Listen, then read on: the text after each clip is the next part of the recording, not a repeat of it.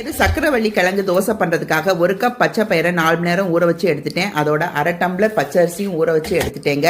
இதோட நான் சீரகம், வரமிளகா, பெருங்காயத்தூள், உப்பையும் தேவைக்கேற்ற மாதிரி ஆட் பண்ணி குறகுறப்பாக மிக்சியில் நான் அரைச்சிட்டேன். சக்கரவள்ளி கிழங்கை நான் நல்லா வேக வச்சு தோல் நீக்கி பீசஸாக கட் பண்ணி மிக்சியில் நல்லா விழுது மாதிரி அரைச்சதை நான் ஆட் பண்ணியிருக்கிறேன்.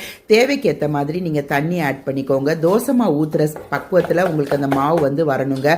பச்சை பயிரில் பார்த்தீங்கன்னா அதிகமான ப்ரோட்டீன் இருக்குது. இது வெஜிடேரியன் பிளான் புரோட்டீன் தான். இது செல் growthக்கு ரொம்ப நல்லது, மசில் டெவலப்மெண்ட்டுக்கு நல்லது, கட் ஹெல்த்துக்கு ரொம்ப நல்லதுங்க.